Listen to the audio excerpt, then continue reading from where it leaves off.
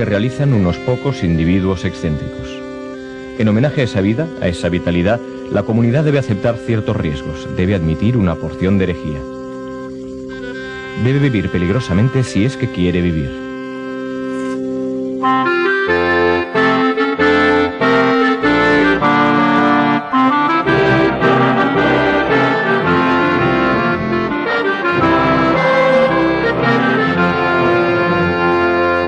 El anarquismo es la libertad, es la puerta abierta hacia el infinito de la libertad y del bienestar de la humanidad.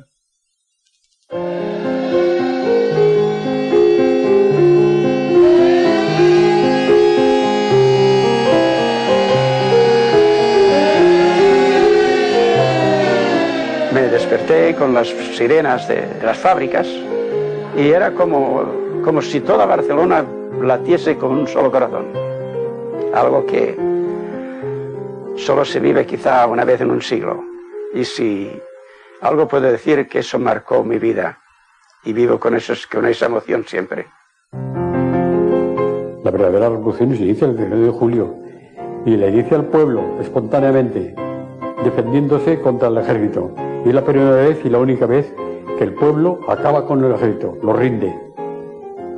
Hemos podido con el ejército. Esto es el grito fantástico de García Oliver el día 20. Hemos podido lo que no se ha podido nunca. Fue una cosa de gran ilusión, de pensar yo de que se había hecho ya la revolución social, no solo en España, yo creo que creí que habíamos triunfado en el mundo entero. Fue espontáneo. El pueblo se encontró dueño de su destino y ejerció su fuerza y llevó a cabo las esperanzas que durante años y años había siempre soñado. Y eso es algo que una oportunidad se acepta, se lleva a cabo y se acabó. La libertad y el universo, mi Dios, mi patria es la libertad, mi bandera la razón, mi camino la verdad, así es como pienso yo.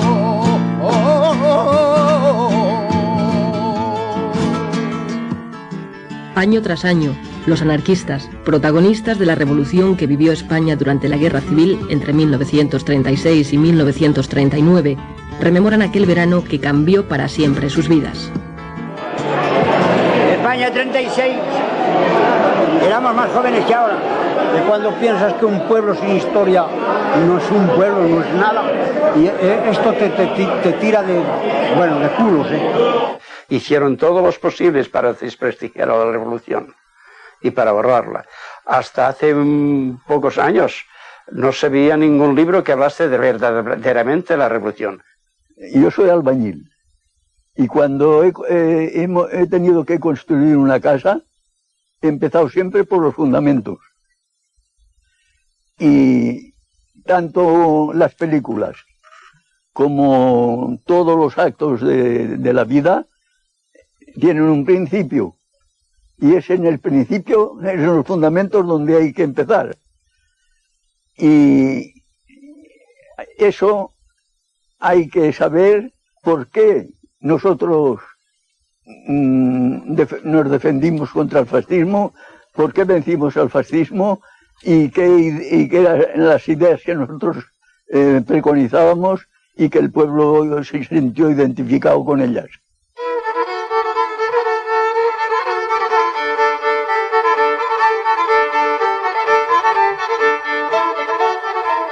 La situación de miseria en la que vive gran parte de la población española en 1930 apenas ha mejorado desde que comenzó la revolución industrial un siglo antes.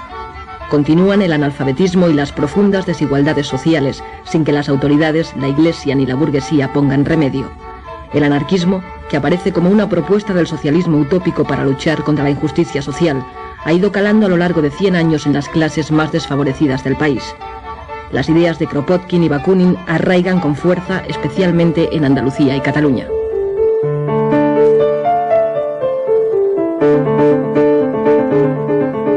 En 1840 nace en Barcelona la primera sociedad obrera, Y 30 años más tarde, la Organización de los Trabajadores Españoles es ya un ejemplo para el resto de Europa.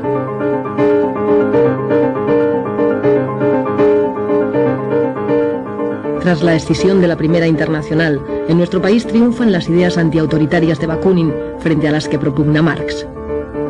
Todo ha de ser libre para que funcione. Esa es la gran disyuntiva que hubo entre Marx y Bakunin. Marx era autoritario y Bakunin no. En el sur de España, Fermín Salvochea es una de las figuras más influyentes del anarquismo andaluz. Allí el pueblo está enfrentado a una burguesía propietaria de grandes latifundios improductivos.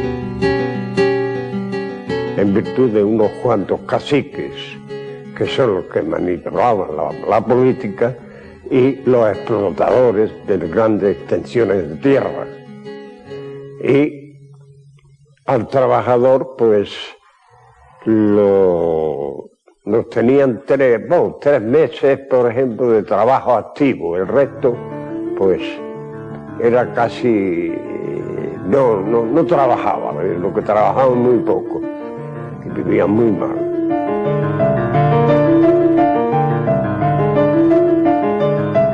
En Jerez, 4.000 campesinos toman la ciudad al grito de «Viva la anarquía», asaltando los comercios en busca de comida.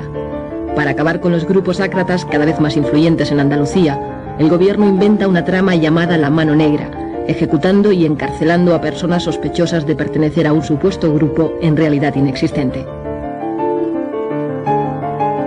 Uno de los procesados es Sánchez Rosa, autor de la Gramática, la Aritmética y el Abogado del Obrero, libros que ponen en manos del trabajador los medios para defenderse en las luchas sociales. El enfrentamiento entre patronos y obreros deriva en sangrientos atentados cometidos por anarquistas que actúan de forma individual. Barcelona es conocida en Europa como la Rosa de Fuego, y el castillo de Montjuïc se populariza como escenario de fusilamientos y cárcel política. Numerosos militantes de las sociedades obreras son procesados.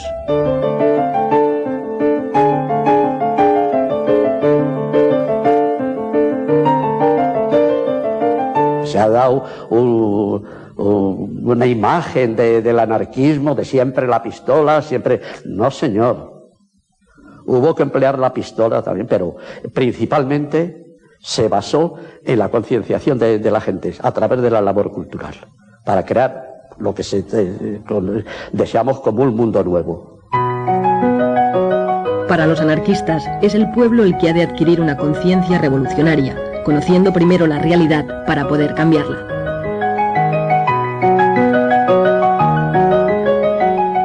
El autodidactismo se explica de esa manera, por afán de saber, pero sin tener medios. Entonces, por eso se explica que haya tantas revistas, tanto folleto en el movimiento libertario español. En todos los pueblos había una revista, o se hacía un folleto, o se hacía un boletín.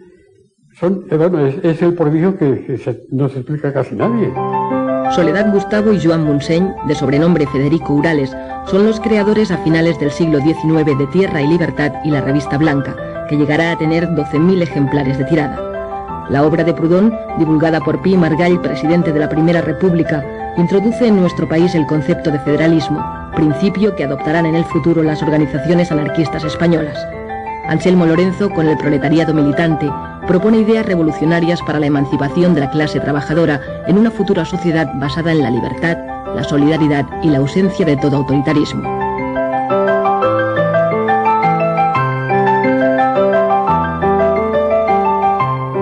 Porque el anarquismo no es una teoría, no es solamente una filosofía, no es solamente un programa de vida, sino una forma de vivir. Una forma de vivir. A través de las sociedades obreras, los anarquistas crean escuelas gratuitas que suplen la falta de una enseñanza pública para todos. En 1902, Francisco Ferrer Guardia funda la escuela moderna inspirada en el racionalismo. Basa su enseñanza en el respeto físico, intelectual y moral del niño. Francisco Ferrer Guardia reacciona contra el oscurantismo de la enseñanza de los curas y de los frailes. Siendo cartesiano, pues como era Ferrer Guardia, y siendo libertario, quiso hacer de su escuela una forja de enseñanza, sobre todo dirigida a la razón, sobre todo dirigida a la lógica. Entonces, a partir de ahí, pues, se cargaba al capitalismo y a toda la política y a todo el poder, etcétera, etcétera, ¿no? No pararon hasta que mataron a Francisco Ferrer, acusándole de actos que no había ni siquiera realizado. En la cosa por la cual se le acusó y en nombre de la cual se fusiló, que fue la insurrección de 1909 en Barcelona, de los soldados de no querer embarcarse al África, donde se les estaban matando, asesinando por el capricho de unos cuantos militares, incluido el rey, eso Ferrer ni estaba ni participó. Fruto de Solidaridad Obrera nace en 1910 en Barcelona la CNT, la Confederación Nacional del Trabajo, con el objetivo de unir al proletariado español en una sola organización anarcosindicalista abierta a toda la clase obrera. Contraria a los partidos políticos, utiliza la huelga, el sabotaje y el boicot como instrumentos de lucha. En 2 décadas la CNT se convertirá en la organización obrera más importante del país y en el movimiento sindicalista más activo y eficaz de la Europa moderna. La CNT es el intento de los obreros de organizarse para conseguir económica y socialmente una sociedad mejor, dentro de la cual a un poco largo plazo está la autogestión, o sea, la capacidad obrera para asumir todas las funciones que ahora tiene el Estado, o sea, sustituir al Estado. La Primera Guerra Mundial provoca en España un enriquecimiento de la burguesía que no repercute en mejoras para la clase trabajadora. Las tensiones aumentan y, como reflejo de la Revolución Rusa, los obreros españoles organizan numerosas huelgas hasta conseguir, por primera vez, la jornada de 8 horas.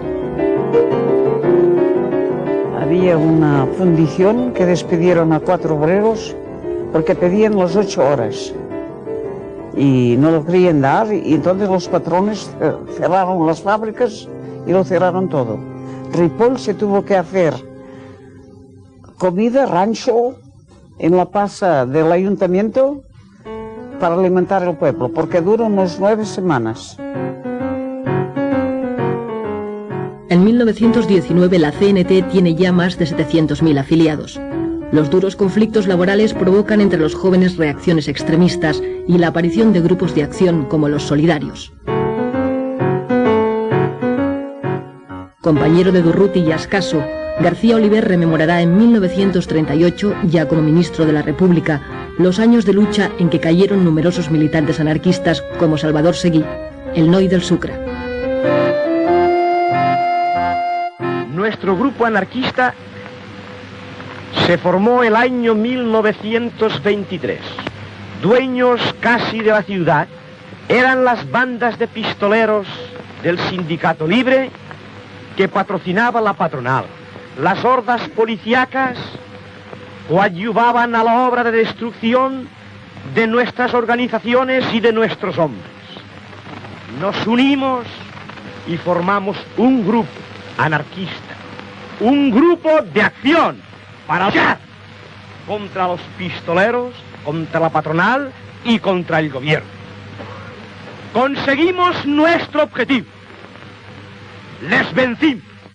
En 1923, con la dictadura de Primo de Rivera, la CNT es declarada ilegal y muchos anarquistas se exilian, como Ascaso y Durruti, que continúan su labor revolucionaria en América. Empecé haciendo carrera por atajo y veré muestrillas para mí. Y decía mi vecino que llevaba mal camino, apartado del redil.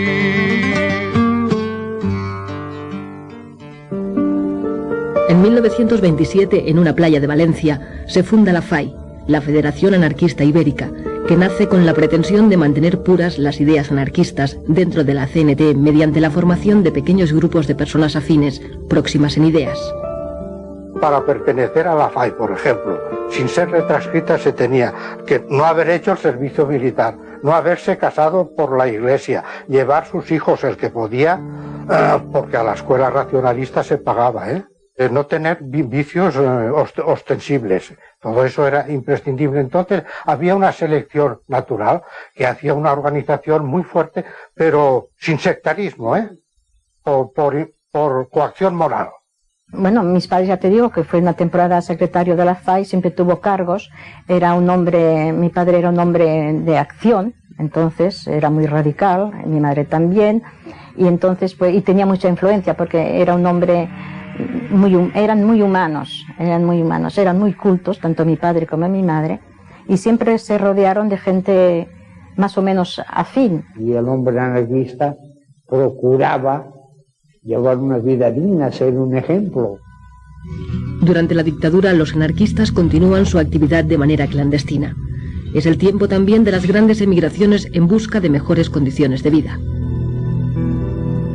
Y mi padre, debido a la crisis de trabajo en la compañía Peñarroya, pues un día decidió marchar a Barcelona. Pero nosotros nos quedamos allá en espera que el hombre ganase algún dinerillo y pudiéramos coger los billetes correspondientes. Tardó un año en lograr ese dinero.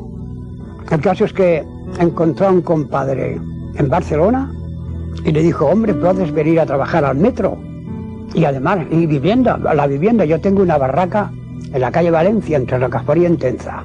Y en esa barraca, pues vivíamos la familia, el compadre, que eran 5, y nosotros 5, 10 personas en unos metros cuadrados. Pertenecía a la CNT mi padre ya.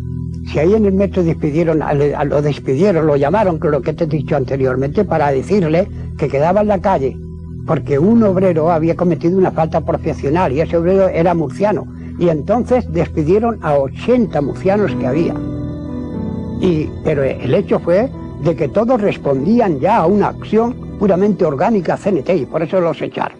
Sabíamos que existía un mundo que no era el nuestro, puesto que era el que detenía a nuestros padres, el que nos dejaba sin trabajo, es decir, el mundo capitalista de una burguesía, sabíamos que existía, puesto que éramos víctimas de ello, ¿no? Pero nosotros estábamos educados con un entusiasmo que esperábamos que eso fuera posible, que eso se acabara y que la sociedad fuera de una manera más justa, más igualitaria. Encontré gusto a la lectura y después, cuando me iba hacia la barraca, pues como en invierno en particular, me paraba en las farolas de gas o a leer un poco una hoja, o me paraba en un escaparate que había luz y después salía corriendo, leía otra página y así, Pero trabajé de sombrerero hasta que llegó la República. Anduve gritando por las calles de Barcelona: ¡Visca la República! ¡Visca la República! Todo eso yo lo he hecho. El 14 de abril de 1931 se instaura democráticamente en España la Segunda República y el rey Alfonso XIII parte hacia el exilio. Era una fiesta en Barcelona, por lo menos la que yo viví, desbordante, todo el mundo, pero las calles estaban llenas de gente. No se concibe cómo sin preparar esa fiesta se pudo producir ese fenómeno. Todas las calles llenas de gente vitoreando, sin ningún odio. Viva la República, viva la libertad, viva el pueblo, etcétera, etcétera. A partir de ahí, ese remojón, ese chapuzón de libertad que le dio la entrada en la República, estimuló todos los resortes de la persona.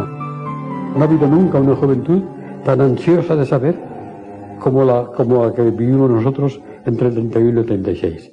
Aquellas ansias que teníamos contenidas, entonces ya se desbordaron. Ya buscamos sitio a ver dónde podíamos ir. Entonces se nos dijo que habían formado un Ateneo.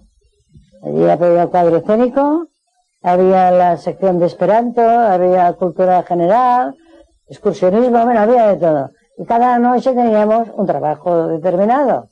Es decir, que nos faltaban horas para todo. Allí se formaron las juventudes libertarias, había los grupos de la FAI. Cuando me llevaron al Ateneo Libertario del Clot, para mí fue un deslumbramiento, porque yo vi allí personas que pensaban igualito que yo. Todo el sindicato se convirtió en un centro de educación. Todo el sindicato era un Ateneo. Se hacía la revolución en España, en el mundo, en la tierra, en la luna, todo allí. No eran lugares para jugar las cartas y beber, sino para leer, para conversar, para discutir, debatir escribir, lo que sea, ¿no? Sobre todo, y también había en los ateneos se solían dar muchas veces representaciones teatrales, recitales, muchos recitales, eso es lo que más se hacía, recitales de poesía, casi siempre cayendo en lo social, ¿no? En lo de la denuncia.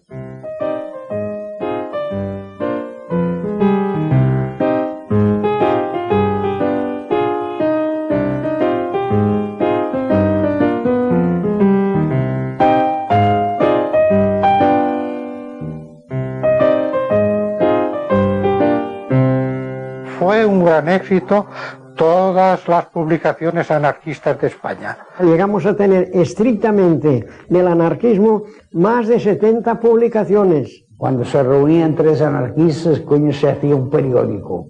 Que si El Cantero, que si La Voz de la Tierra. Entonces se inauguraron las paradas en la Rambla, que no se había hecho, que fue un éxito, yo me acuerdo, un entusiasmo. No teníamos manos para vender.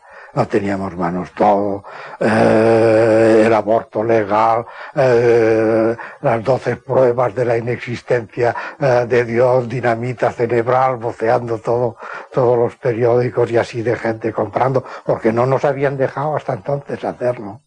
Debía tener 10 años, toda Barcelona voceando Tierra y Libertad. Tierra y Libertad, órgano de la Federación Anarquista Ibérica. Pues eso, fue un núcleo de reunión formidable, donde sobre todo la de prensa, de la gente exponía así sus ideas, y fue un centro de conexión de mucha gente, Tierra y Libertad. Se estaba haciendo una revolución mental extraordinaria. Tierra y Libertad pasó de unos 4.000 ejemplares cuando la cogió mi padre a 20.000 en 1934 y 35. La novela ideal, creada por la familia Urales, padres de Federica Montseny, pretende divulgar las ideas éticas del anarquismo mediante una escritura fácil.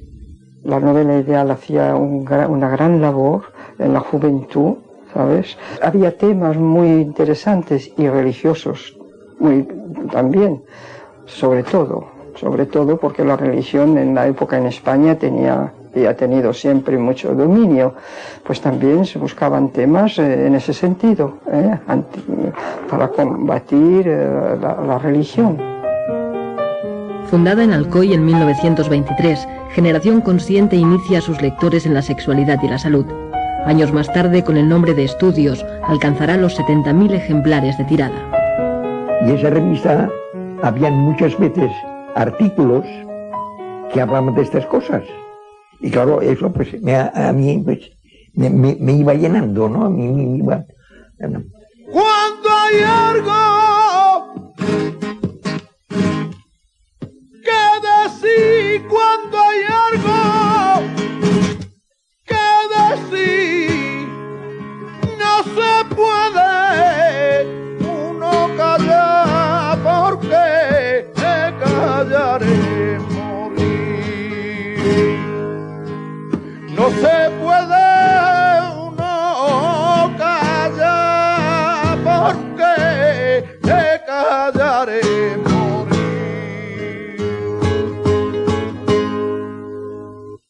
Incluso tú describías y decías, quisiera saber esto o lo otro. Pues te decían, pues sí, pues hay este método, y contestaban por la revista, revista Estudios. Y luego había, la pentalfa era más bien sobre los nudistas. No sé por qué pasa que las grandes fábricas de la siderometalurgia, pues la gente se da el alcohol, se suda mucho y se da el alcohol. Por contra, habían unos cuantos que se veían enseguida, se distinguían de los demás, que no fumaban, que no bebían, que leían, que hablaban, que comentaban.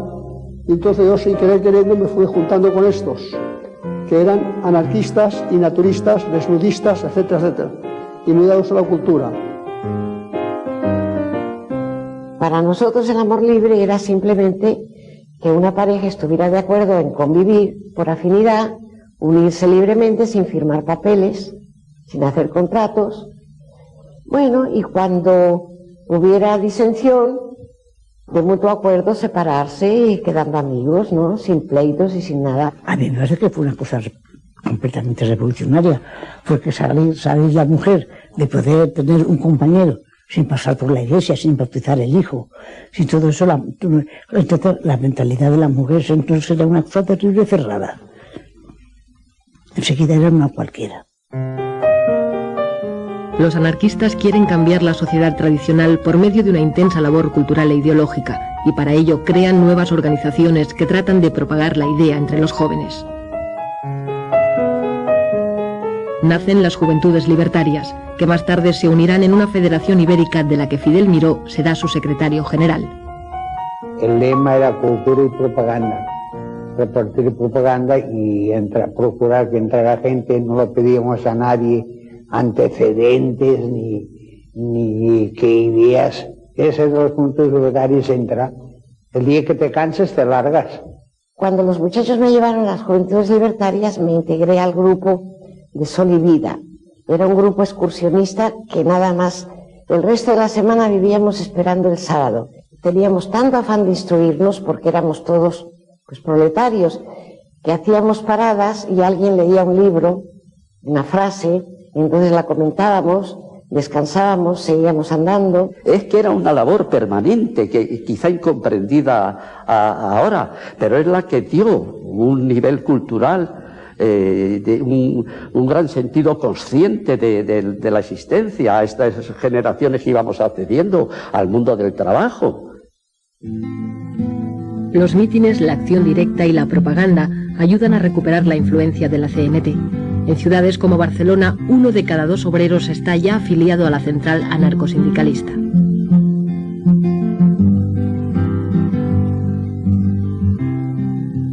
Yo hacía muchas horas. Lo mismo hacía 10 que hacía 12 que hacía 20, lo que el patrón me ordenaba. Y un día me presenté al secretario de la CNT y así de una forma tan ingenua le digo, ¿yo puedo pertenecer a la CNT? Y me dice, pues claro, tú eres un trabajador. Y el hombre me hizo muchas reflexiones y una de las cosas que siempre retuve mucho, me dijo que fuese honrado y que cumpliera en el trabajo. Y que tenía derecho a hacer las 8 horas. Fui secretario de la Federación Local y Comarcal y los que no tenían miedo, pues, que venían a la organización y sentían cierta confianza en nosotros porque éramos los que dábamos un poco la cara. Los problemas más duros de los campesinos y de los pueblos los han resuelto los grupos ácratas que había en todos los pueblecitos. Y teníamos pues un fervor en el hogar, en la fábrica, en el sindicato, en la calle, en la plaza, y claro. Y en Borriana pues se hizo un mitin que fue el del pueblo, fue la Montseny y fui yo. Y claro, y allí pues hablamos todos. Yo hablé antes que la Montseny, ¿no? Y hablé, y ella pues cuando terminé yo y esto, dice, tú vales mucho para el campesino. Eso dijo. Y todo ello me acuerdo. Lo más chocante es que allí estaba la plaza llena y hablaban y nadie aplaudía. Un silencio, la gente no aplaudía, pero pensaba en lo que decían, escuchaba, solo de cuando en cuando se oye la voz, ¡viva la CNT! Y encuentras un eco rotundo, ¡viva la CNT! O ¡viva el comunismo libertario! Y eso inflamaba, se hacía sentir, vivías intensamente aquellos momentos sin aplaudir, sin esa retórica comunista que aprietan las palmas, palmas y palmas. Era más serenidad, era más conciencia.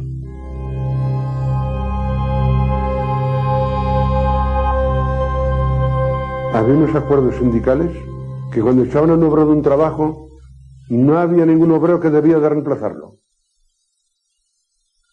Así que a lo mejor el patrón, en una mina o en un trabajo, echaba a uno porque lo consideraba revolucionario o porque lo cogía rabia, lo despedía. No había ningún obrero que lo reemplazara. Es decir, que todo está atado a través de un espíritu de solidaridad, que es lo más importante que existe en la organización nuestra. Bueno, los vecinos eran como una gran familia. Allí, pues, en aquellos tiempos no había seguro de paro, ni seguro de enfermedad, ni nada. Cuando alguien caía enfermo, un vecino que hubiese tenido algunos ahorros, lo primero que hacía era ponerlos encima de la mesa y allí los dejaba, sin que hubiese ningún papel ni un apretón de manos. Cuando vuelvas a trabajar y cuando puedas me los devuelves. Y el afectado, cuando empezaba a trabajar, peseta por peseta, poco a poco devolvía. Era una cuestión de principio, de moralidad. Es decir, que había el hecho de la familia universal, porque era verdad, en las casas baratas todos éramos una familia. Había un sistema de turnos que se recogían los que trabajaban, los hijos de los que no trabajaban. De niño no me gustaban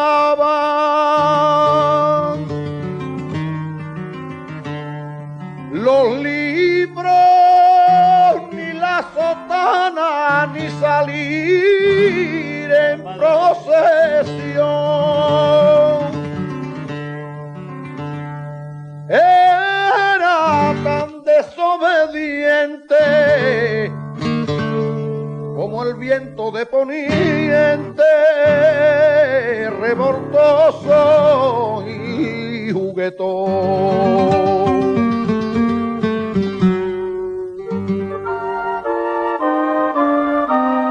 Para combatir el analfabetismo y la educación católica, los anarquistas crean a través de los ateneos y de los sindicatos escuelas inspiradas en la moderna de Ferreguardia, aplicando métodos de pedagogos como De Crolí o Pestalozzi.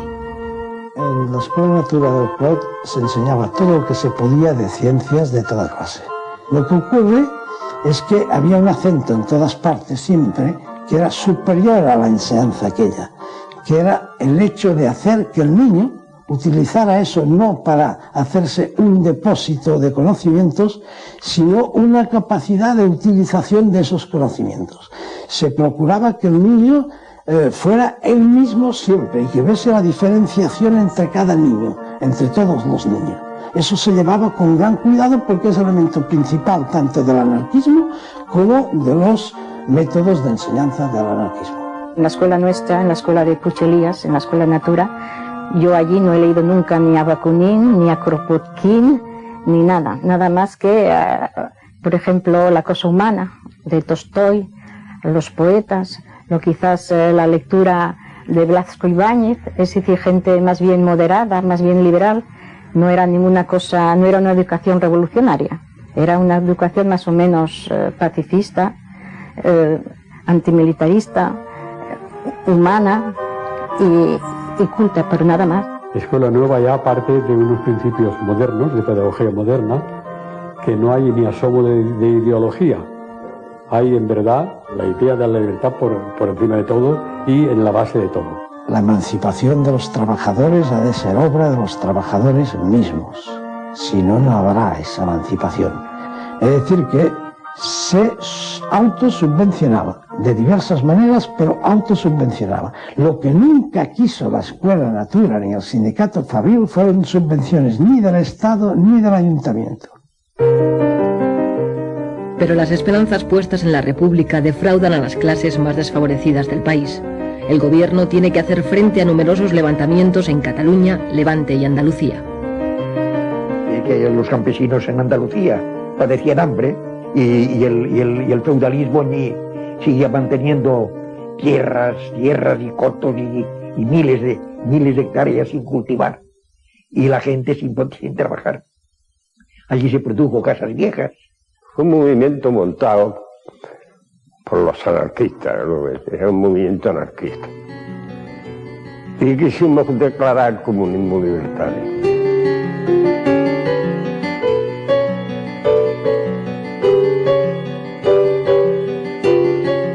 A la familia de Casas Viejas, los asesinaron y además quemaron la casa. Y ese es un pueblo campesino de la provincia de Cádiz.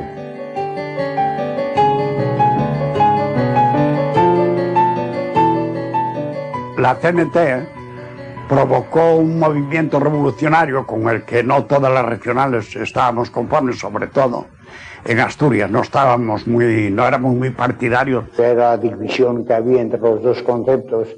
Uno es de la revolución permanente y a plazo fijo, ¿no? Y los otros, la tendencia más moderada era de que había que hacer cultura, preparar al pueblo y esperar el momento propicio que se pudiera ensayar la revolución con posibilidades de éxito. En año y medio de república, el enfrentamiento entre la derecha y la izquierda provoca 30 huelgas generales, 400 muertos y 9.000 detenidos. Se suspenden 157 periódicos de izquierdas y 4 de derechas. Se frena la reforma agraria y el desarrollo de las escuelas públicas. Tras algún conato de sublevación militar, la derecha gana las elecciones.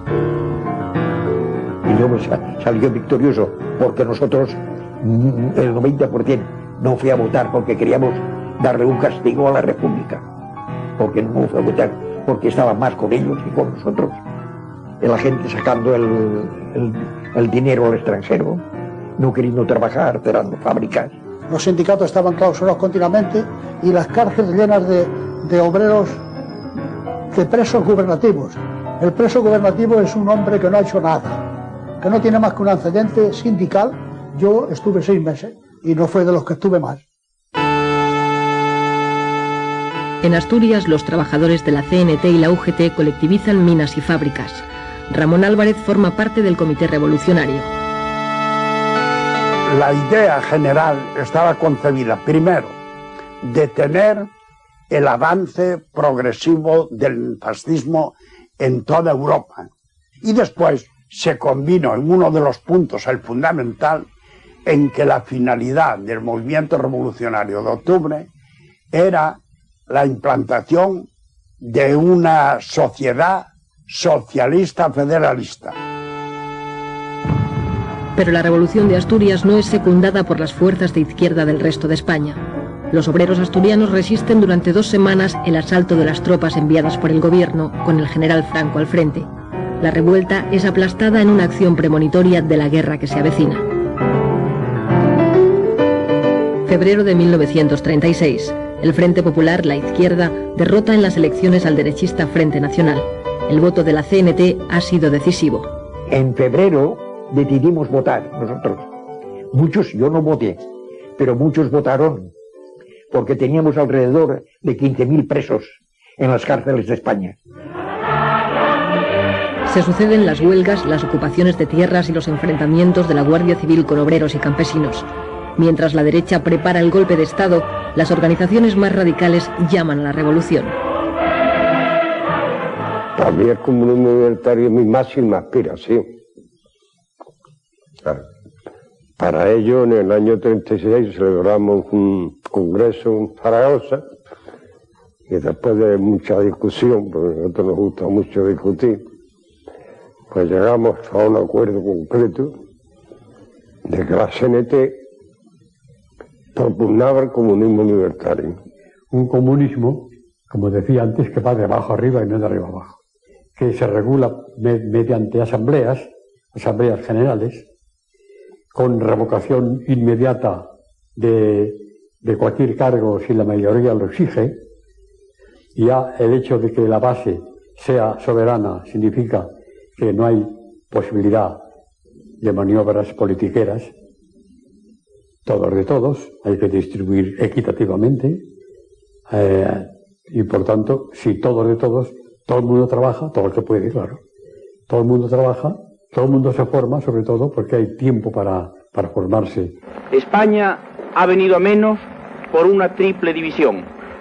Por la división engendrada por los separatismos locales, por la división engendrada entre los partidos y por la división engendrada por la lucha de clases. Entonces los falangistas habían empezado ya a tomar bastante fuerza y se atacaba con bastante intensidad a los compañeros nuestros. Esto dio lugar a que por nuestra parte pues nos empezáramos a plantear una lucha más directa, incluso pues yendo armados. Los pueblos se dividieron en dos. En mi pueblo de 1.500 habitantes, los de la derecha no se saludaban con los de la izquierda. La generalidad de los trabajadores lo tienen muy claro. ¿Sabe quién tienen enfrente? A la Iglesia, que tienen enfrente al capitalismo, que son sus enemigos seculares. Porque hasta la Iglesia entonces ya se había enfrentado el cardenal Segura, se había enfrentado constantemente contra la República. Ya, aquello era inevitable. Ellos ya estaban en el extranjero ya entrenándose, ya tenían acuerdos con Mussolini y con Hitler. Entonces todo el mundo lo sabía y todo el mundo se preparaba. Y los partidos, y lo sabía el gobierno. Ahora, había ministros que dormían a la hora en que los otros se lanzaban a la calle. Y el gobierno central de Casares Quiroga negaba que hubiese alzamiento y todo eso, y dio la orden, eso fue lo fatal, a todos los gobernadores, que nada de armas al pueblo.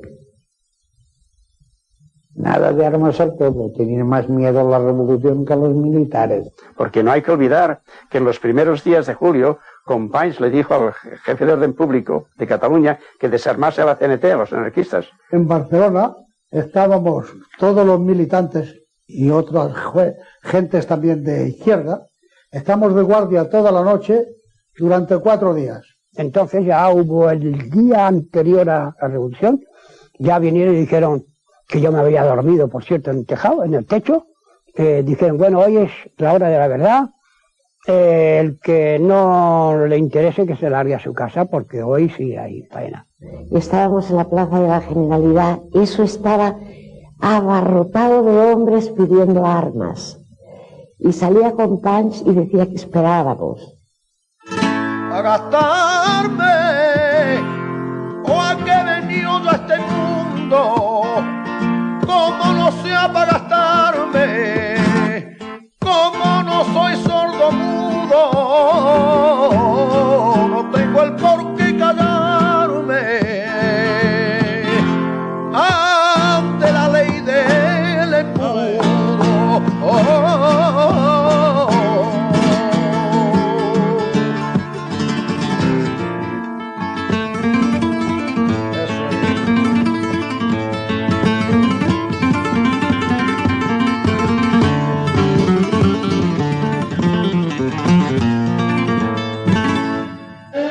...19 de julio del 36... los obreros de Barcelona alertan a la población ante la sublevación militar.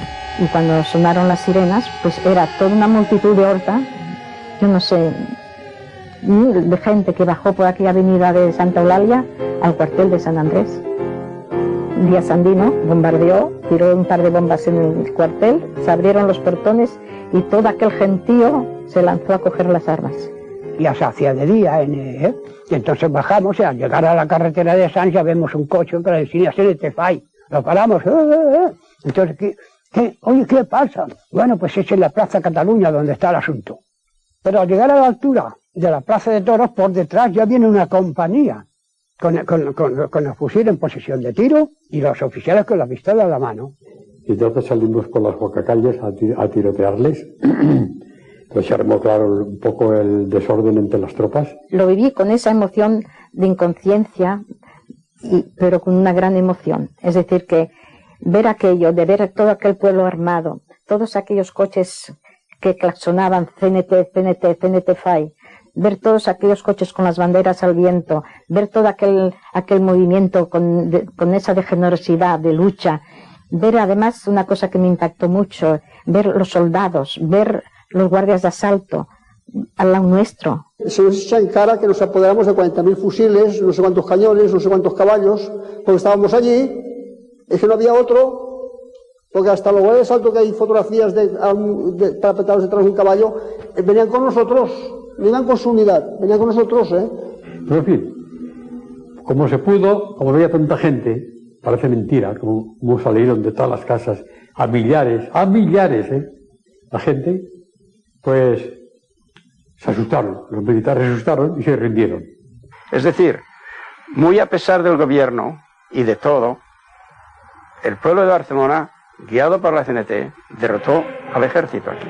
Barcelona hizo el cambio y Barcelona impulsó a Madrid que tomase el cuartel de la montaña.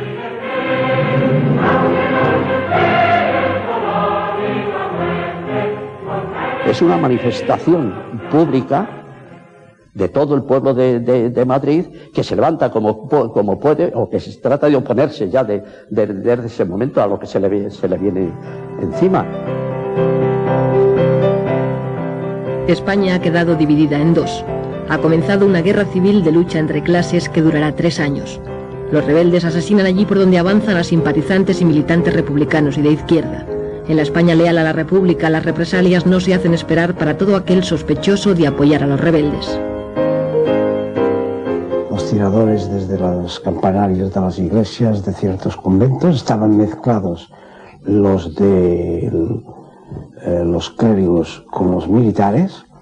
Se pusieron a tirar no contra los adversarios que llevaban fusiles, sino contra toda gente que estuviera en la calle.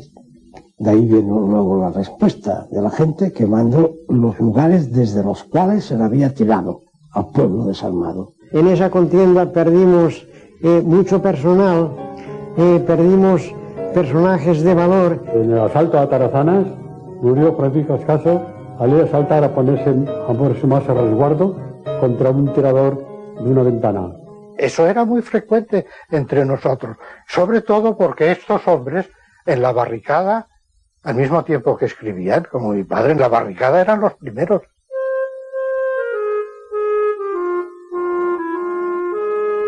La nula capacidad de reacción del gobierno de la República ante el golpe militar y el desmoronamiento de las estructuras del Estado provoca que en muchos lugares sean los propios ciudadanos los que organicen sobre la marcha la nueva sociedad. La cárcel modelo de Barcelona salieron todos de golpe, ¿no? Todos. Fue el primer momento glorioso de la revolución, sacar a todos los presos, ¿no? Y presas, claro. Ya se rompe con toda la cosa del Estado y todo, ya se rompe, ya nosotros, y para nosotros ya no servía gobierno ni servía nada, ¿no? Ya era una cosa del sindicato, ya no aceptábamos órdenes, ni comentarios, ni consejos de nadie, nada más que del sindicato. Hicimos un comité para, en primer lugar, para reclutar gente para ir a Aragón o donde fuera, y después, en segundo lugar, para evitar que hubieran venganzas personales, ¿no? El 19 de julio, automáticamente hubo un cambio de sociedad, porque la mayor parte de capitalistas habían marchado, y otros abandonaron, se huyeron, y los obreros se tuvieron que hacer cargo de la administración de los trabajos. Entonces se nombró por la noche CNT y UGT, hubo una asamblea en la Casa del Pueblo, casino, que pusimos como un casino que iban los ricos, y como que habían desaparecido, pues hubo una reunión allí, y se nombraron los comités de fábrica, consejos de empresa, cada trabajo, el suyo para que continuara, y quedamos que emplearíamos todos los parados que habían, unos pocos a cada fábrica, y así lo hicimos. Y así que es que de parados no había. Los ricos decían que sobraban 500 obreros y los obreros decían que sobraban 5. Y cuando esos 5 desaparecieron, hubo trabajo para todo el mundo. La cosecha no estaba recogida y urgía recoger la cosecha, trillar, hacer todo esto y que se empezara a funcionar. El pueblo de Membrilla un cierto día se acostó pobre y amaneció rico. Amaneció rico porque comió todo el pan que quiso, cuando antes no hacía más que pasar hambre. Espontáneamente el pueblo pone en práctica las ideas libertarias acariciadas a lo largo de todo un siglo, sobrepasando las expectativas de las propias organizaciones. Barcelona se convierte en la avanzadilla de la revolución.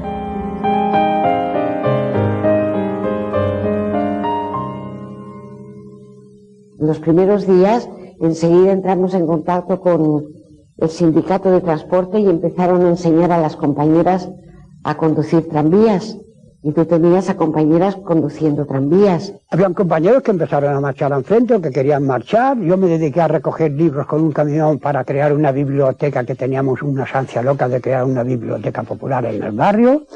En la entrada queríamos hacer unos carteles así que dijera, hay unas vitrinas, biblioteca popular, pueblo, estudia y supérate, entrada libre.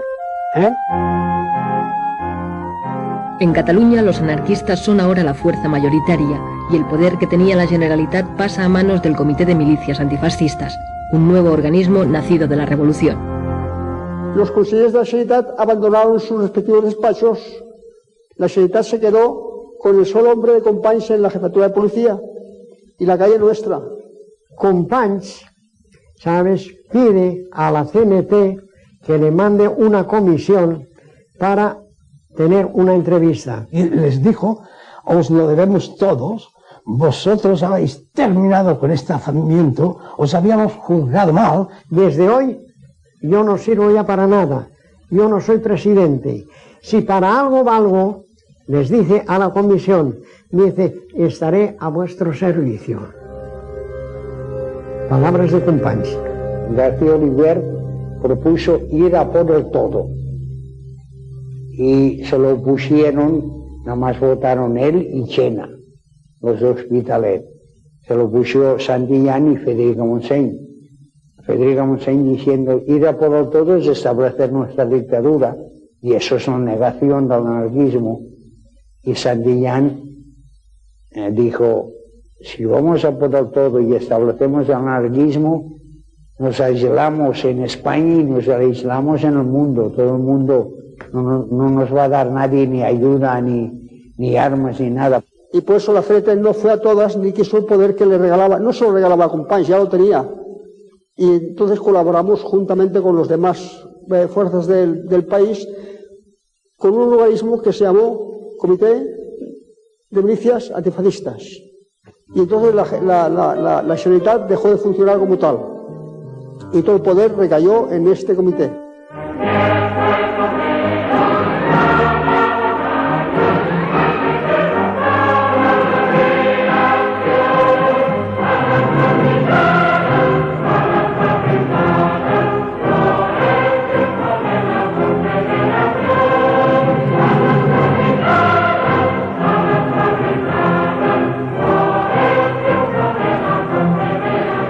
Empezamos a organizar las columnas y hay esa salida que tenéis ahí en la fotografía y se iban directamente al frente, al lugar que nos pedían. Y la mayoría que pedía lugar era Condorruti, Condorruti, Condorruti.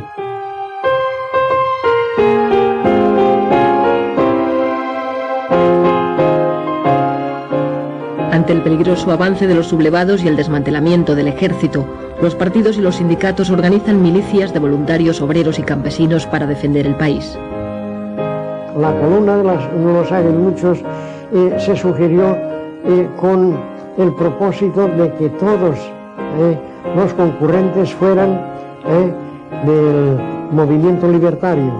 La columna de hierro estaba organizada por grupos de 10. Y 10 grupos formaba la cinturia. El jefe de grupo era uno que se nombraba desde esto, decían, pues tú jefe de grupo. Y luego de los 10 grupos que forman la cinturia, se nombraba un delegado de cinturia. Por amistad y por confianza, por la personalidad del compañero, pues se le daba la responsabilidad de mando. Allí siempre ha habido un mando, pero un mando en condiciones, no nada de eso, se decía, bueno, pues ahí y se ordenaba y se cumplía. Yo salí de Arcolea y de allí, andando, fuimos hasta Madrid. Y al llegar a Madrid nos llevaron al cuartel, allí estaban los hombres y las mujeres. Fuimos allá para, y se preparó el batallón Ascaso, y yo me fui en él.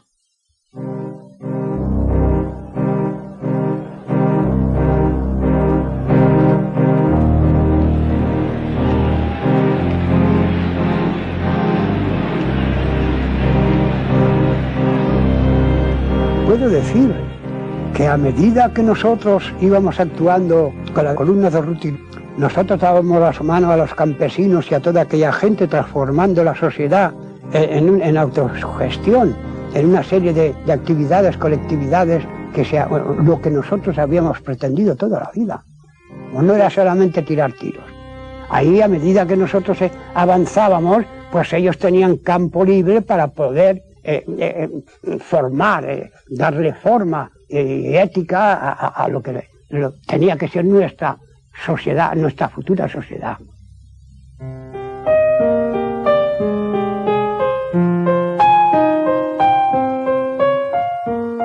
Los cambios se suceden vertiginosos en zonas de Castilla, Extremadura, Andalucía, Asturias y sobre todo en Levante, Cataluña y Aragón.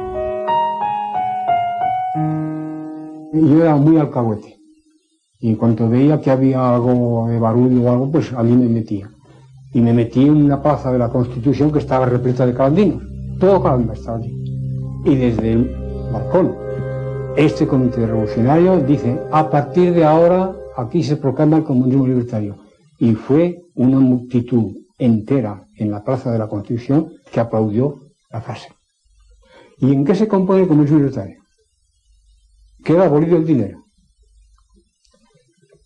Se va a expropiar a todo propietario, izquierdista o de derechas. Toda la maquinaria a disposición del pueblo, todos los edificios para que sean alojados los habitantes, independientemente de quién sea el propietario, trabajo colectivizado, distribuidos los trabajadores en grupos. No hizo falta semecas para organizar aquello, que fueron los trabajadores mismos.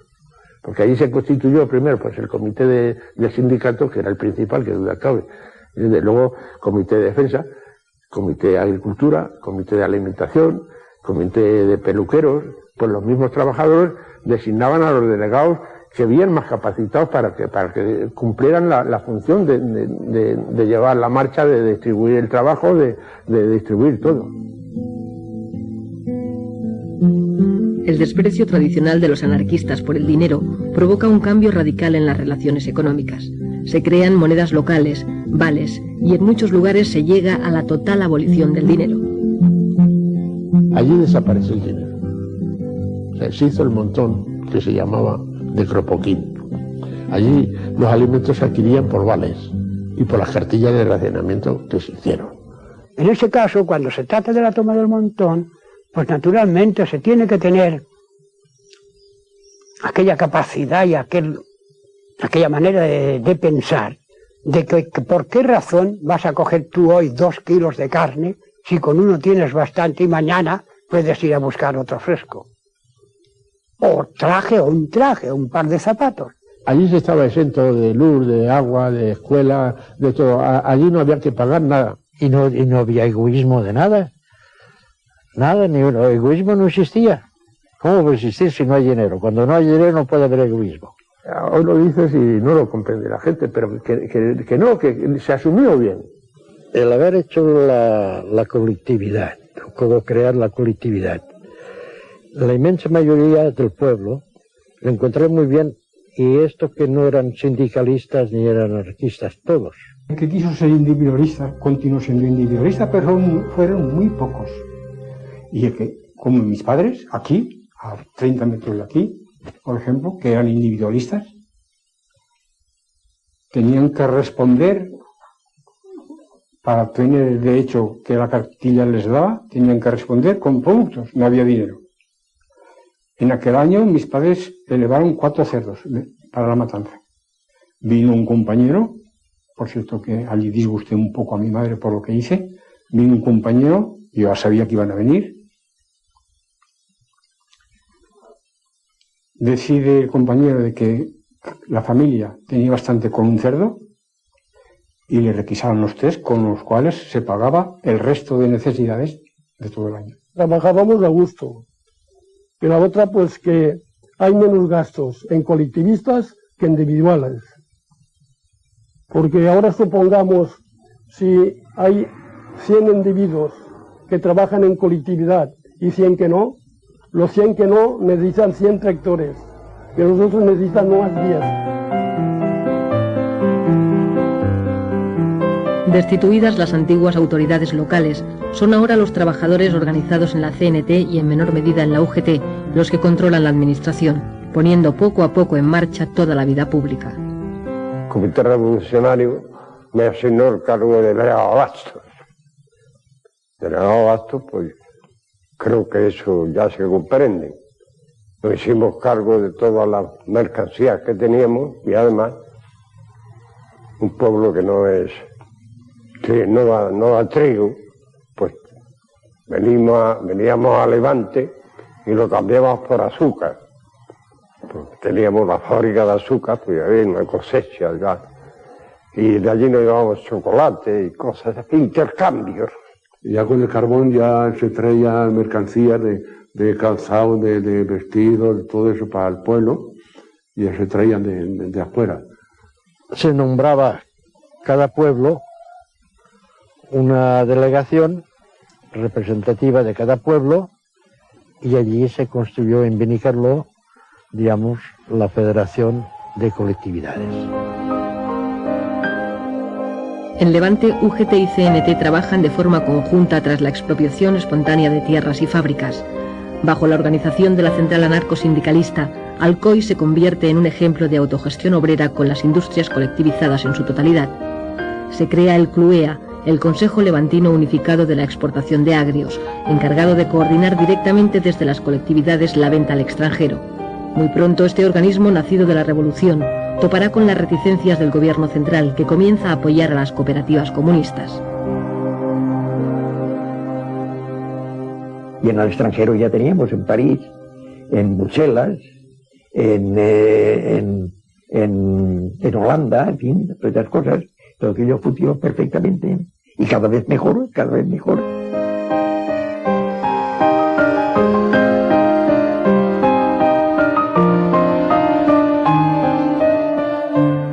En Asturias, la CNT y la FAI forman parte del Consejo de Asturias y León, del que Ramón Álvarez es consejero de Pesca.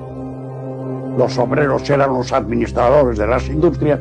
Nosotros seguimos sin hacer colectividades de una manera anunciada, pues de una manera soterrada. Caspe es la sede del Consejo de Aragón, el primer organismo de gobierno anarquista de la Revolución Española. 8 consejeros coordinan la labor de las colectividades de la región.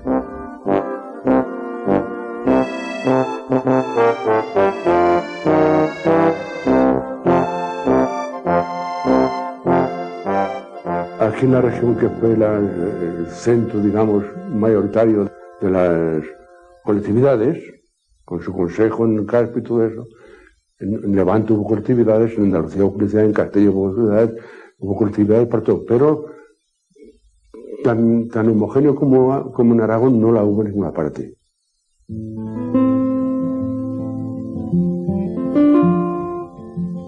La revolución social que vive la España rural consigue el apoyo mayoritario de los campesinos.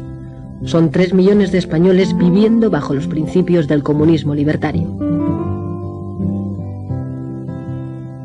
Allí pues había una pizarra en el sindicato grandiosa, y cualquier trabajador, una queja que tuviera, la apuntaba en la pizarra, y en la asamblea se discutía aquello.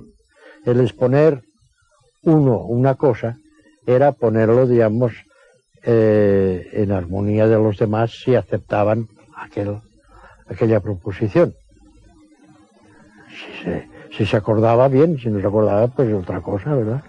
Pero siempre desde la base. No nos regiamos porque no mandase el comité regional una cosa. Porque claro, cada pueblo tiene su cultura. Por lo tanto, al tener su cultura, tiene sus costumbres. Entonces no son las mismas costumbres nuestras aquí valencianas como diríamos las andaluces. Son diferentes. Con la ocupación de tierras y un reparto más racional del trabajo, la producción aumenta. La gestión colectiva de los beneficios permite la construcción de hospitales, escuelas, acequias, granjas y centros de experimentación agrícola. Había, además del grupo escolar Francisco Ferrer, donde se pusieron 18 maestros, del huerto del convento, del huerto de los frailes, concretamente, se hizo una zona de experimentación agrícola. Se plantaron viñedos, se plantaron olivares, olivares que eran viejos, que eran productivos, se hacía carbón. En fin, hubo una transformación y que la colectividad prosperó mucho. E inmediatamente se decidió el adquirir 2 tractores, y 2 tractores en Canda, sin parar de trabajar, hacen mucho. Y con aquello, pues, no solamente se suplió los 350 hombres que fueron al frente, sino que se aseguró, y eso es más que verdad, se aseguró que nada de las tierras cultivadas hasta la fecha quedaron yermas. Todas fueron cultivadas. Como aquel que cada otorga verdad, y aunque la ignorancia es sorda, pude levantar la voz más fuerte que los ladrillos de los perros consentidos y que la voz del patrón.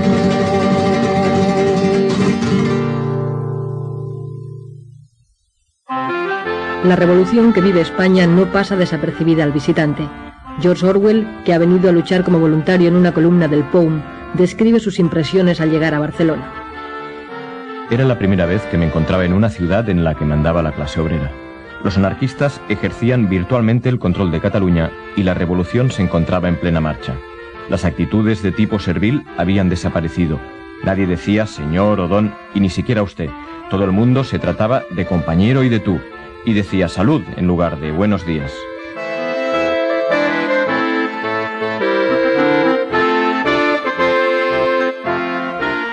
Barcelona es el centro neurálgico de la revolución en la España urbana.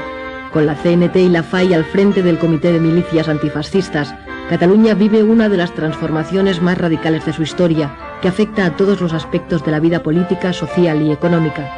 El 80% de las empresas se han colectivizado y todos los servicios están autogestionados por los propios trabajadores. Estos cambios serán legalizados por la Generalitat en octubre de 1936. No hubo problema alguno en quién iba a dirigir, quién había de ser el dirigido, ni nada de eso, porque ya formados sindicalmente en la CNT, ya había unos valores establecidos, unas personas que habían demostrado responsabilidad y buen hacer. Yo fui uno de los nombrados a la colectividad del Gran Metro. Y estando en el metro, en la colectividad, es cuando hubo una reunión general del transporte y me nombraron secretario. Y ahí empezó.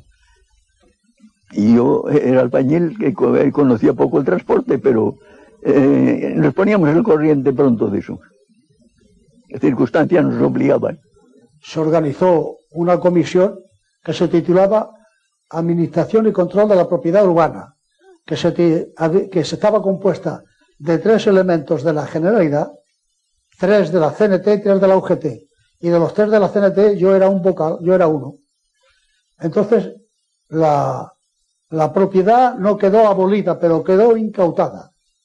Los propietarios no tenían derecho a administrar sus fincas, tenían derecho a formar parte de la administración de esta comisión. Los anarquistas podían hacerse los dueños de Barcelona y de Cataluña y no quisieron hacerlo.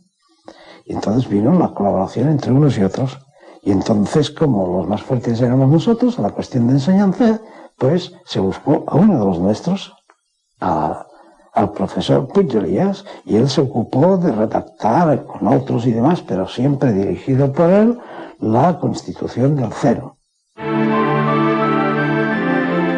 El Consejo de la Escuela Nueva Unificada nace con el objetivo de promover una escuela única, gratuita y laica en lengua catalana. La revolución crea también servicios de asistencia y previsión, inexistentes hasta entonces, que cubren gratuitamente la sanidad, las bajas temporales, la invalidez y la jubilación. Se lucha contra el paro aumentando los puestos de trabajo o contratando nuevos trabajadores, aunque no sean necesarios, para repartir el trabajo entre todos. Las pequeñas empresas y talleres se agrupan, se unifican compañías eléctricas. El entramado es complejo. Nos sentíamos involucrados y luego, claro, nos daba un protagonismo y una responsabilidad que asumimos, diría yo, muy a gusto. En las asambleas lo que se discutía, no tú que serás, yo que seré, sino cómo mejorar la producción, cómo el trabajo organizarlo mejor, cómo quitar intermediario entre una acción y otra, porque claro, una fábrica es compleja. Tienes que ser consciente de que trabajas para ti, entonces, que ya no mantienes a ningún patrón, aún trabajas con más anhelo. Elizalde, Ford, General Motors, Cross, Pirelli o Canchirona. Los trabajadores reconvierten de manera asombrosa en solo 7 semanas empresas civiles en fábricas de armas. Esta transformación permitirá la supervivencia del ejército republicano. Cada militante se consideraba defensor como un Don Quijote de esa utopía, de esa forma de operar, de esa forma de conducirse éticamente en la sociedad sin necesidad de que viniese el gendarme de turno. O sea, la autogestión yo creo que es la asignatura pendiente aún ahora, porque aquí en un momento se demostró que, mira, hay el más ilustrado y el menos, hay el memo y el listillo, pero todos tienen algo, todo ser humano tiene algo a aportar. Casi todo el mundo dice que es una utopía, ¿no? Es la única cosa que podría salvar el mundo, la anarquía. Es lo más bonito que hay. Cada cual, trabajar todo el mundo, ni amos ni patrones. Y cada cual hacer lo que tiene en su cabeza.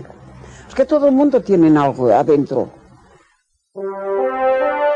Poco a poco, la realidad de la guerra obliga a los anarquistas a colaborar en las tareas de gobierno. Cuando cesó el Comité de Militares Antifascistas, que duró 2 meses, el periodo revolucionario en Cataluña duró 2 meses, de julio a septiembre. Hubo un nuevo gabinete, se nombraron consellers y era Sanitat la que vuelve otra vez a coger el poder con sus consejeros. 4 anarquistas entran también como ministros en el gobierno de la República. Entre ellos, Joan García Oliver y Federica Montseny, que se convierte, muy a pesar suyo, en la primera mujer que accede a un ministerio en Europa. Estaba ella en contra de esto y en contradicción con ella misma, y te aseguro que le costó. Y cuando yo veía que además luego los compañeros la criticaban, yo me ponía desesperada. En Cataluña, por ejemplo, las juventudes fueron los primeros que se rebelaron contra la actitud de colaboracionista de la CNT. Y después que hasta cierto punto se creaba una burocracia que no era muy buena. Con la mayoría de hombres en el frente, son las mujeres las que ocupan los puestos de trabajo. Ellas tienen ahora la ocasión de hacer su propia revolución.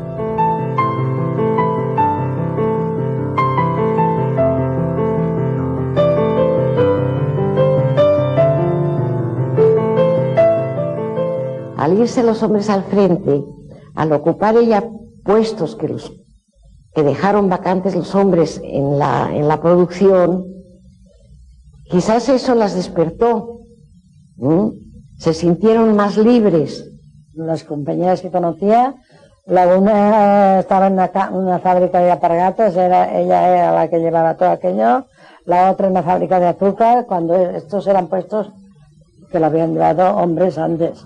Nosotros le dábamos la importancia que debíamos haberle dado a la mujer. En las asambleas de la CNT apenas veías 3 mujeres.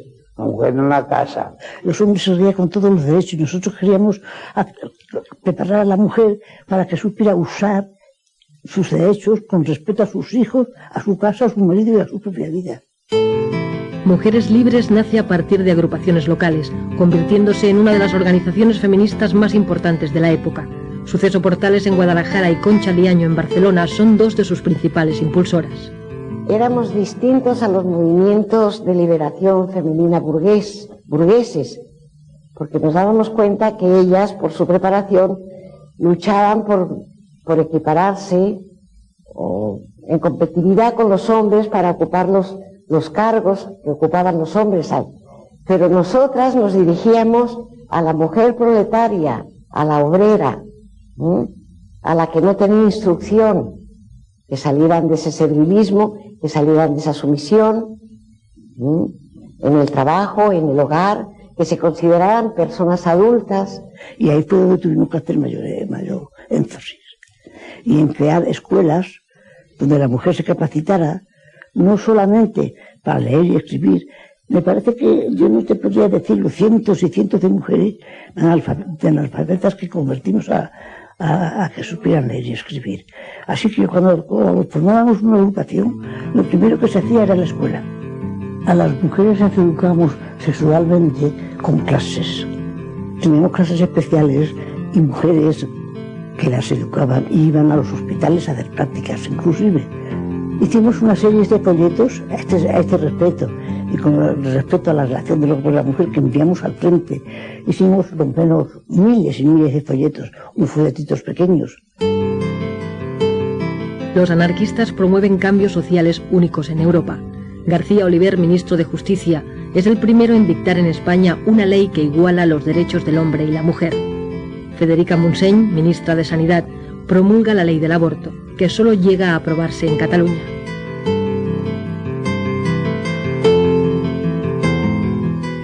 La ley del aborto pues se proclamó primero aquí en Cataluña y se proclamó y enseguida se puso a la práctica, En el hospital clínico se hacían abortos.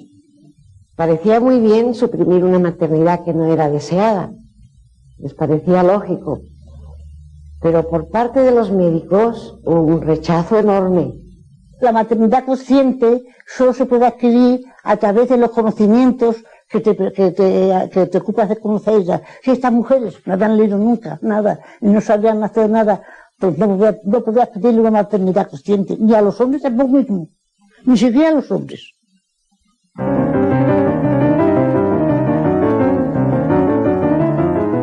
Las ayudas alemana e italiana al bando rebelde y la política de no intervención de las democracias occidentales están provocando la derrota de las fuerzas republicanas. El ejército franquista está a las puertas de Madrid y hace falta un golpe de moral para levantar el ánimo de los madrileños, que ven como el propio gobierno de la República huye a Valencia. Durruti es en esos momentos el personaje más carismático, el más solicitado.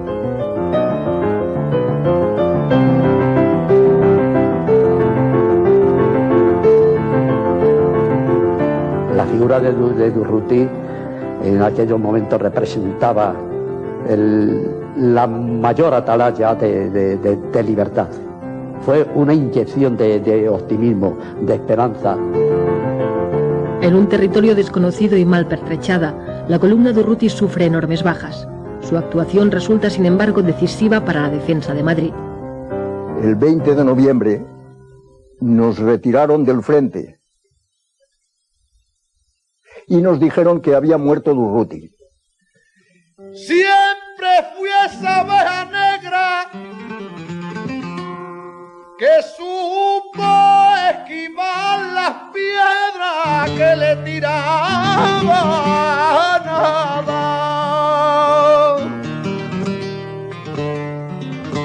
Y entre más pasan los años, más me aparto del rebaño,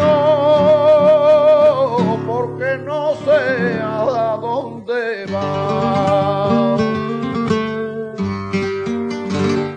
No ha habido en la historia un entierro como el de Durruti en Barcelona. No sé si contaron 1,5 millones, o qué sé, algo inenarrable. La República trata de reorganizar el ejército e impone la militarización obligatoria. El objetivo es ganar la guerra olvidando la revolución. Los anarquistas, sin embargo, mantienen su idea de derrotar al fascismo para crear una nueva sociedad. Dijeron que iban a militarizar la columna, que entonces pues no eran militar, éramos pues milicianos, y que la iban a militarizar. Y dijimos que no. Detestábamos la disciplina militar. Nosotros fuimos a la guerra por combatir al fascismo, pero no para hacernos militares. Todos los que hacíamos la guerra de nuestra generación éramos contrarios a la guerra y contrarios al militarismo, pero muy contrarios, pacifistas a carta cabal. En cuanto a eficacia de las cosas, yo no vi ninguna. Tan eficaz era 100 hombres llamándose centuria como 100 hombres llamándose compañía. Yo creo que el error primero fue ponerse en el lugar del enemigo, hacerse ejército, y no guerra de guerrillas, que precisamente es nuestro honor histórico. Las guerrillas se dicen todo el mundo guerrillas por España. Y llegamos a la conclusión de que ya no era la revolución, sino que era la prolongación de la guerra. Y entonces, pues, para obtener armas y para poder vivir, tuvimos que aceptar la militarización. ¡Visca la libertad catalana! En Cataluña, los partidos tradicionales recuperan poco a poco el poder perdido el 19 de julio a manos del pueblo y las organizaciones revolucionarias. En mayo de 1937, los partidos nacionalistas y el recién nacido PSUC, los comunistas, provocan unos sucesos que generarán una guerra civil dentro de la propia guerra. Numerosos anarquistas son eliminados, el POUM ilegalizado y Andreu Nin, su secretario general, asesinado. Los primeros días se vivió bajo el ambiente libertario toda Cataluña. Fue después, con los reveses y las dificultades que iban saliendo, que las fuerzas que no eran simpatizantes fueron reaccionando, y ahí llegó los sucesos de mayo. El Artemio Guadé, que era consejero de la Generalidad, mandó la policía de la Generalidad a que se apoderara de la Telefónica. La Telefónica estaba incautada por la CNT. Claro, en la Telefónica se resistió, y de allí empezó. En la barriada éramos los amos absolutos, pero en el centro había calles que eran de uno, calles que eran de otro, y así hubo una cantidad de muertos. Los comunistas fríamente se propusieron acabar con los líderes nuestros, para dejarnos sin cuadros directivos, y casi que lo lograron. Eso fue horrible. Nos mataban a los compañeros por la espalda, mataron en San Andrés a más de 50 compañeros de las Juventudes Libertarios. Y para localizar, para parar eso, nuestros compañeros, que eran ministros, García Oliver y Federica Montseny, se trasladaron de Valencia a Barcelona pidiendo el alto al fuego, y fueron ellos que se les hizo caso y se paralizó. Hubo una fracción incluso de nuestras columnas que se brindaron para venir aquí y acabar con los comunistas de una vez. Y fuimos nosotros que no, que ya estaba bien de sangre. Fue un error. Allí se perdió la mitad de la guerra en los acontecimientos de mayo. Las cosas habían cambiado radicalmente, había dimitido ya Largo Caballero con los socialistas de izquierda y la separación de la CNT del gobierno, y a partir de los sucesos de mayo pues se sintió en el ánimo de todos y en la sensación de que habíamos perdido mucha fuerza y que la fuerza la había adquiriendo el Partido Comunista, que todas las armas buenas que llegaban de Rusia iban a las fuerzas que ellos comandaban. Solapadamente están empezando a entrar en los intestinos del ejército, a entrar en el comisariado, a entrar en los servicios de información militar, que los ocupan casi en su totalidad. Y nosotros estábamos convencidos de que la idea era cumplir la orden de Stalin, de eliminar sobre todo a los anarquistas, hacerse con la situación de mando y dar por terminada la guerra cuando Stalin lo decidiera. Era eso la cosa. Ideológicamente no les interesaba que estos mecanismos revolucionarios se llevaran adelante de tal manera que si ganábamos la guerra, al país se le pudiera decir, junto a haber ganado la guerra, esta es la obra que ha hecho el anarquismo, esta es la obra que ha hecho la CNT, y esto como arranque para el futuro. Era la primera revolución anarquista en el mundo. Ninguna revolución que no fuese controlada por el Partido Comunista tenía ninguna significancia para los comunistas. Y esos no lo podían permitir. No sabéis todos lo que pasó con las colectividades, que vino Lister con todo su ejército a acabar con ellos, con todos, a rajatabla, pero con el imperio de los fusiles. Esa es la gran paradoja, que los comunistas hayan ido a acabar, hayan sido los que acabaron con el comunismo más comunista. Y él llegó e hizo, pues, que le vino al pelo, hizo la matanza que todo el mundo sabe. Lo que hizo Lister es porque, como en Rusia exactamente, los bolcheviques, los dictatoriales, no admitían que se presentase un ensayo libertario de la naturaleza en el que se vivía en Aragón. Había encarcelado al Consejo de Aragón. Es que en Artagones se estaban encarcelando a los responsables de la colectividad en Calanda, etc. A pesar del intento del gobierno y los comunistas por destruir las colectividades, la mayoría vuelven a reconstruirse y continúan su labor. En Calanda, Miguel Celma, con 16 años, es nombrado responsable de la colectividad. El cambio formal de funcionamiento y de objetivos no existió. No hubo cambio alguno. Eran los mismos. Y eso duró pues hasta el 15 de marzo de 1938. Durante toda la guerra no disminuyó la capacidad productiva de Cataluña, ni su capacidad colectivizadora, ni la presión de ciertos elementos conservadores de la Generalidad, ni los comunistas pudieron borrar la autonomía económica de la que la CNT tenía en Cataluña. Guerra, falta de materias primas, destrucción de instalaciones, boicot del capitalismo internacional y agresión del propio gobierno de la República. La revolución que vive España desde 1936, con la puesta en práctica de las ideas anarquistas, ha sufrido todo tipo de contratiempos y, sin embargo, la producción ha aumentado, han mejorado las condiciones de trabajo, hay más igualdad entre los ciudadanos y la economía tiene un funcionamiento más racional. Pues esas colectividades tuvieron que luchar, en primer lugar, con una situación anómala, en guerra, con una economía nula, porque todo dependía de Cataluña. Cataluña, si le daba la gana pagar, daba dinero, sino, pues ya el hecho de tener que pedir a molestar, y sobre todo al aragonés.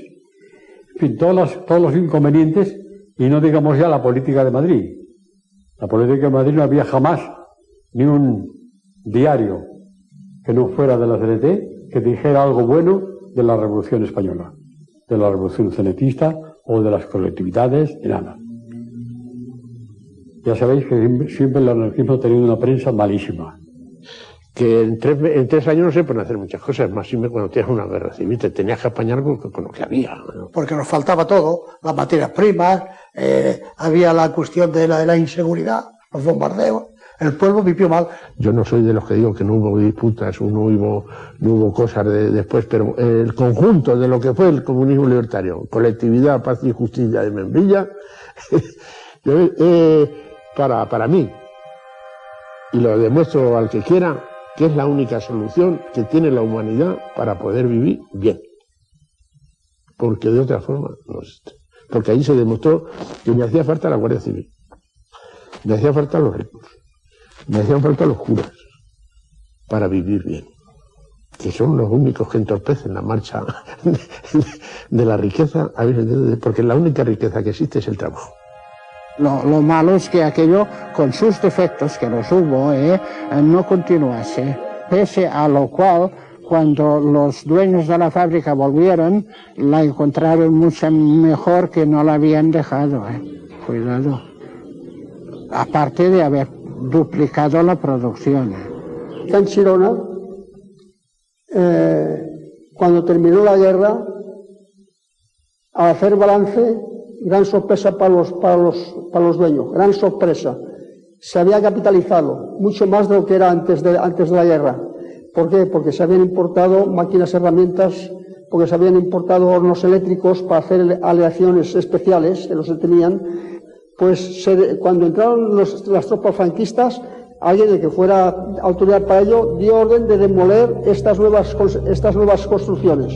Y hoy no queda nada de aquello. Fue destruido, porque era un prestigio para la zona republicana y para los que habían gestionado y dirigido la empresa de Canchirona, o sea, del material.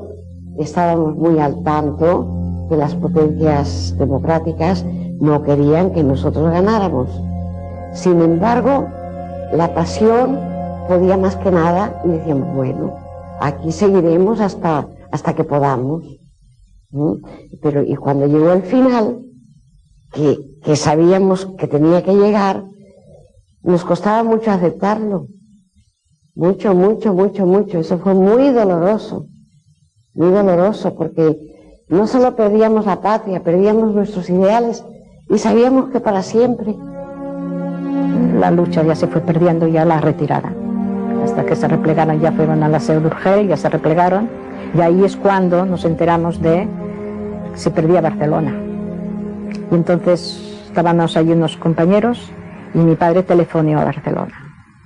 Telefoneó a la casa CNT FAI y le contestó una voz: arriba España, viva Franco. Y es la única vez, no la única, pero en eso vi que a mi padre le salían, colgó así el teléfono y le saltaron 2 lágrimas. Ya comprendí. Yo creo que aquel fue un momento muy emocionante para los que estábamos allí.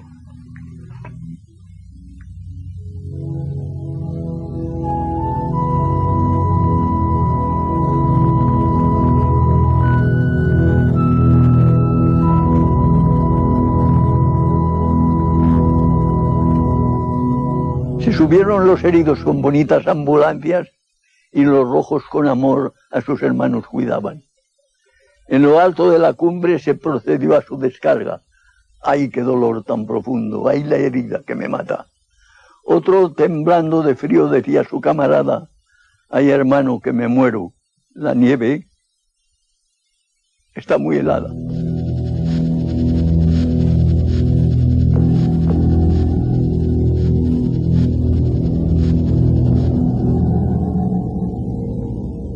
Nos dijeron que la guerra había terminado. El que no estuviera de acuerdo con el régimen de Franco se podía ir al extranjero, porque los puertos de Valencia y Alicante estarían abiertos mientras había una sola persona que quisiera marchar. No salió nadie del puerto de Alicante, de Rojos, de la zona republicana, no marchó nadie. Nada más, nos cogieron a todos. Y nos llevaron al Albatera. Campo de Albatera fue cruel. Algo que el que no ha pasado por un sitio así no puede creerse las barbaridades que allí lleguemos a sufrir. El hambre, el maltrato, los palos que nos llegaron a pegar, aquello no lo sabe más que los que estuvimos allí.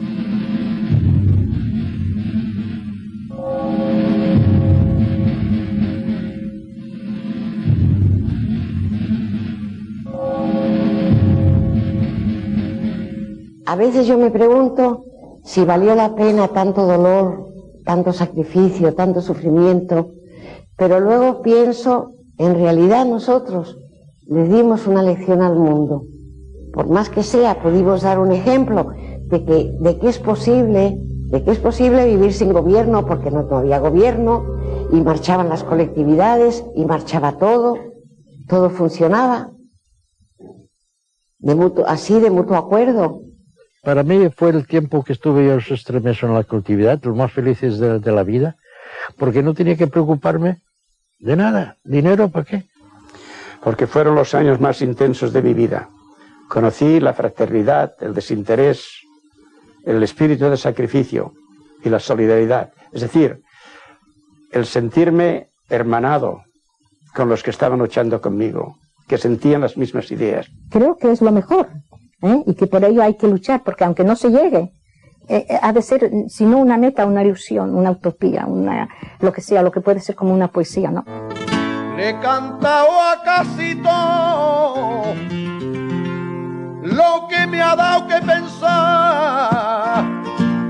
Le he cantado a casi todo y ahora le voy a cantar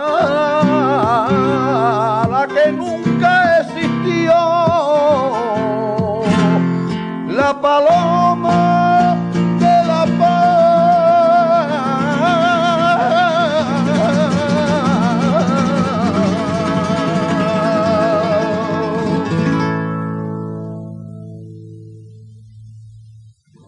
A los osados pertenece el futuro.